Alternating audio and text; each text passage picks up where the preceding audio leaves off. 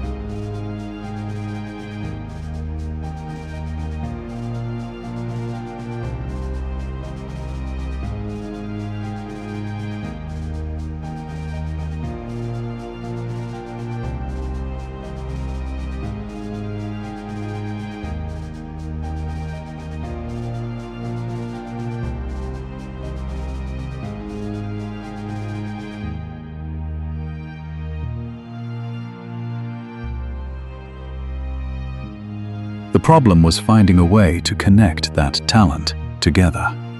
Inside Spanish football, a different idea was slowly growing.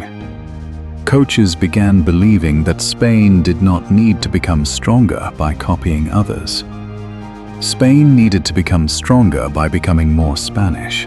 The ball became the foundation of the new philosophy. Young players were taught to understand space before chasing the ball. They learned that passing was not only about moving the ball. Passing was about controlling the opponent. The game became a battle of intelligence. A new generation started developing a different relationship with football. They did not see possession as a defensive choice. They saw possession as a way to attack. Slowly, Spain began creating something that had never existed before, not just a group of talented players, a football identity. Great teams are rarely created by one superstar. They are created when every player understands exactly what the team needs.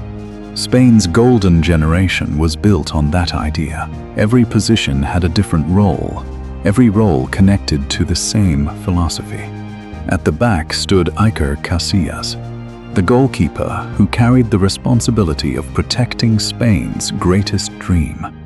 Casillas was not only a goalkeeper, he was the leader who appeared when Spain needed him most. In front of him stood a defense that combined strength with intelligence. Carles Puyol represented courage. Every challenge from Puyol carried the mentality of a warrior. Gerard Piqué represented elegance. He showed that modern defenders could also begin attacks. Sergio Ramos brought speed, aggression, and personality. Together, they created a defense capable of protecting Spain's attacking philosophy. But the heart of Spain's revolution lived in midfield. Sergio Busquets became the invisible structure of the team. He closed spaces before opponents could exploit them. He allowed creative players to take risks. Xavi Hernandez controlled the rhythm of every match. Every pass from Xavi carried information about where the next move would happen. He did not simply move the ball. He controlled the future of the game. Andres Iniesta brought imagination into Spain's system. He found solutions where other players saw impossible situations. Together, Xavi, Iniesta, and Busquets created one of the greatest midfield combinations in football history. But even the greatest midfield needs players who can decide matches. David Villa became Spain's finishing weapon. His movement created danger before the goal arrived. His finishing transformed opportunities into memories. Fernando Torres represented another kind of threat. His speed created spaces that allowed Spain's passing game to become even more dangerous. From Casillas to Villa, every player completed another player's weakness. That was the secret behind Spain's greatness. They were not 11 individuals searching for glory. They were one team built around one idea, a team that could defend together, a team that could control together, a team that could win together. In football history, some teams win trophies, but only a few teams change how the game is understood. Spain became one of those teams. The first proof arrived at Euro 2008. For decades, Spain carried the reputation of a nation with talent, but without answers. That changed when La Roja stopped searching for another identity. They finally trusted their own. The ball became their greatest weapon. Possession was no longer about waiting. Possession became a way to control the opponent. Every short pass forced opponents to chase. Every movement created another option. Every player became part of a larger system. At Euro 2008, Spain defeated Germany in the final. The victory ended decades of frustration. But it also announced something bigger. A new football philosophy had arrived. 2 years later, Spain entered the 2010 World Cup, carrying a different expectation. They were no longer the talented team hoping for success. They were the team everyone wanted to defeat. South Africa became the stage where Spain's idea faced the world. Every opponent tried to stop their passing. Every opponent tried to break their rhythm. But Spain continued playing the same way. They controlled matches without needing constant attacks. They controlled space without needing endless running. They controlled pressure with intelligence. The final, against the Netherlands, became the ultimate test. A physical battle challenged Spain's technical philosophy. But Spain refused to abandon its identity. In extra time, Andrés Iniesta received the moment that would define a generation. The ball entered the net. Spain became world champions for the first time. The trophy represented more than victory. It represented the success of an idea. A nation that once searched for its football identity had finally discovered it. Spain proved that intelligence could defeat power. Technique could defeat fear, and a collective vision could become greater than individual brilliance. For a moment, football belonged to La Roja. Every football empire eventually faces the same enemy: time. The players who created Spain's greatest era could not stay forever. The legs became slower, the battles became harder, and the rest of the world started searching for answers. After years of studying Spain's dominance, opponents began adapting. They pressed higher, they defended deeper, they searched for ways to disrupt Spain's rhythm. The system that once looked impossible began facing new challenges. At the 2014 World Cup in Brazil, Spain arrived as defending champions. But this time, history created a different story. The opening match against the Netherlands became a symbol of change. Spain suffered a heavy defeat. A team that once controlled world football suddenly looked vulnerable. The world began asking whether the era of La Roja had ended. The defeat was not only about one match, it represented the end of a generation. Xavi's influence began fading. Iniesta carried the final memories of the golden era. Casillas, once the symbol of Spanish confidence, faced a changing football world. The heroes who created history were slowly leaving the stage. Spain was no longer searching for another trophy. Spain was searching for another identity. Many believed the old philosophy had reached its limit. Some questioned whether possession football still belonged in modern football. The game was becoming faster. The game was becoming more physical. The game was demanding new solutions. But the biggest mistake would have been believing Spain's idea was dead, because great football philosophies do not disappear. They evolve. The next challenge for Spain was not to recreate 2010. The next challenge was to discover what Spain could become after 2010. After the golden generation disappeared, Spain faced a difficult question. Should they protect the past, or should they create the future? For many years, the answer seemed complicated. Spain still produced technically gifted players. The academies continued developing intelligent footballers.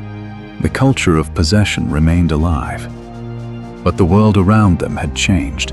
Modern football became faster. Pressing became more aggressive. Transitions became more dangerous. Teams no longer allowed Spain to control matches as easily as before. The old formula could not simply be repeated. Spain needed to answer a new question. How do you preserve an idea while changing the way it works? The mistake would have been searching for another Xavi or another Iniesta. Because legendary players cannot be recreated, they can only inspire the next evolution. A new generation began growing inside Spanish football. They inherited the same technical foundation, but they developed different qualities. They were faster.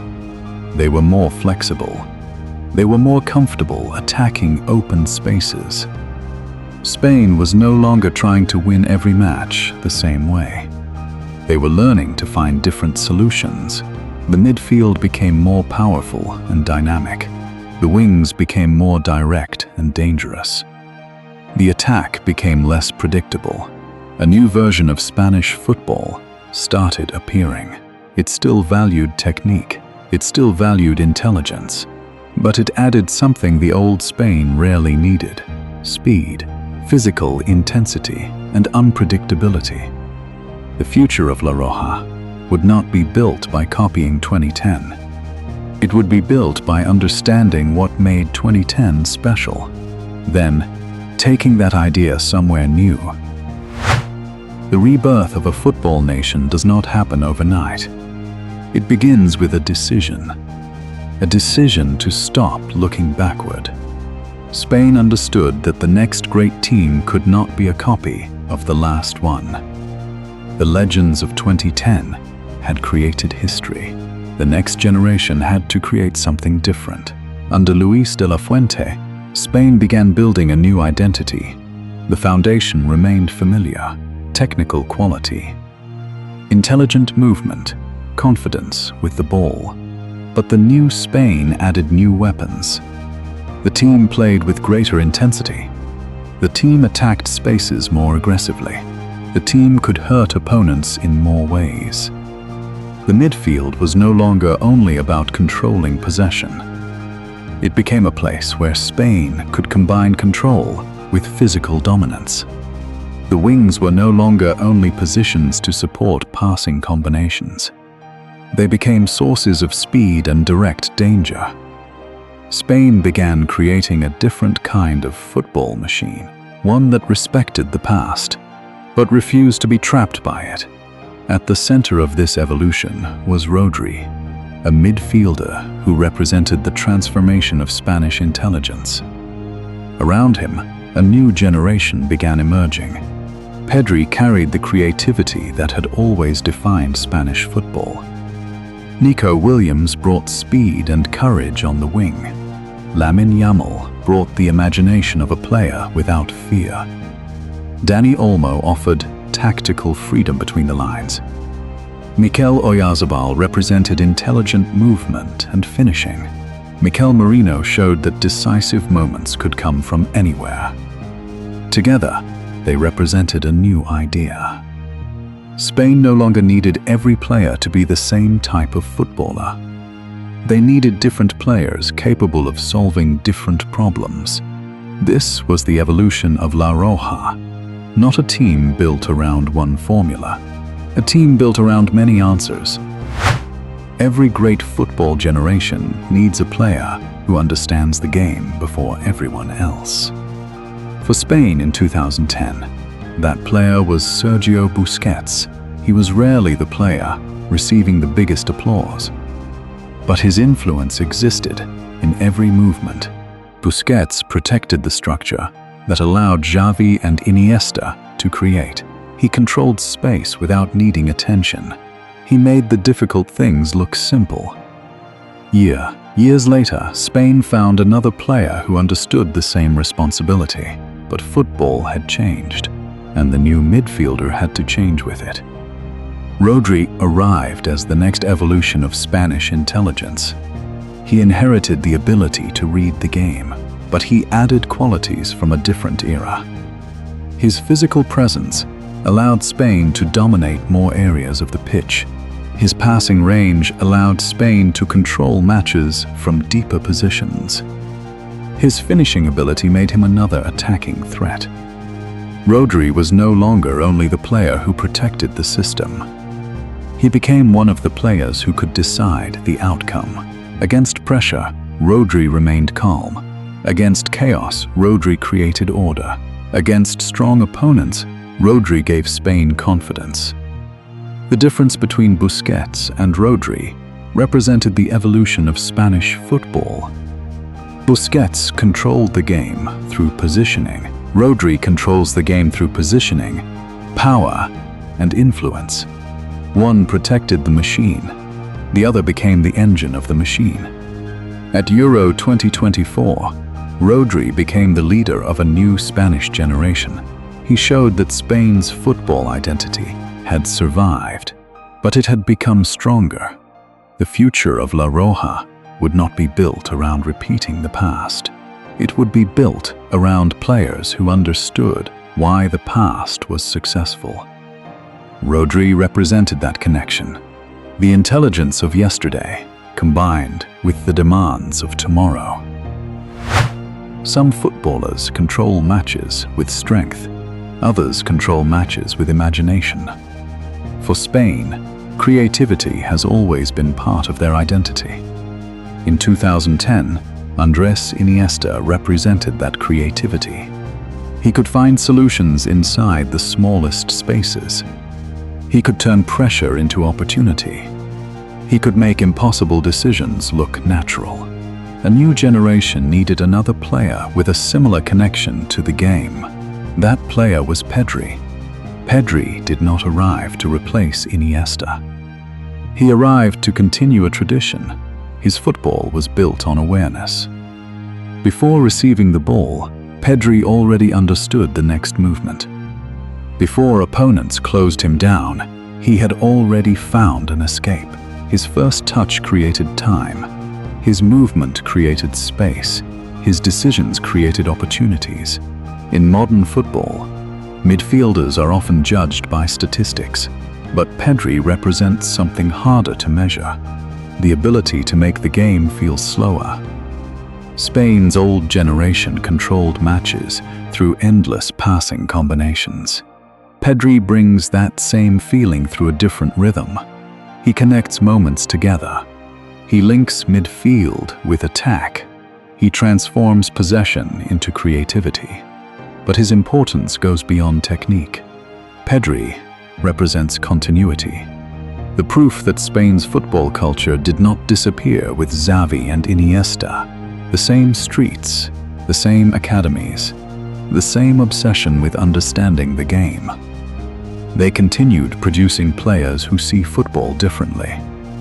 Pedri carries the memory of the past, but he plays for the future. He is not the next Iniesta, he is the first Pedri. For years, Spain dominated football by controlling the center of the pitch. The midfield was where their greatest battles were won. Xavi controlled the rhythm. Iniesta created the impossible. Busquets protected the entire structure.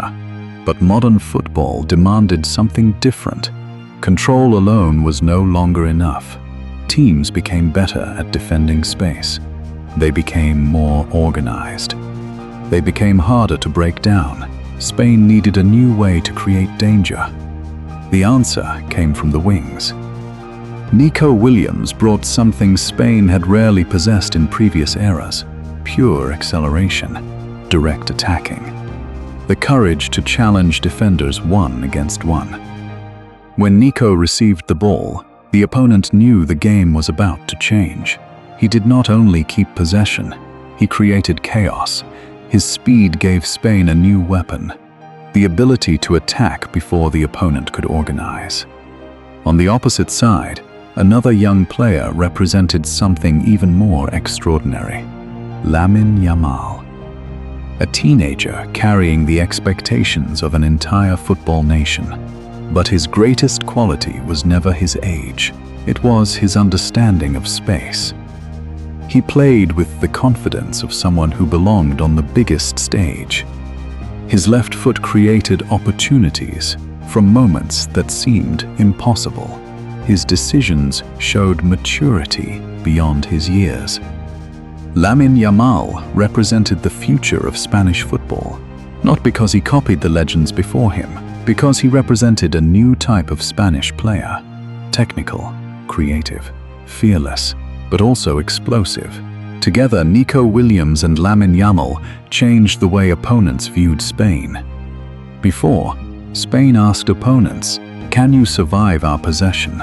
Now, Spain asked another question: "Can you survive our speed?" This was the evolution of La Roja.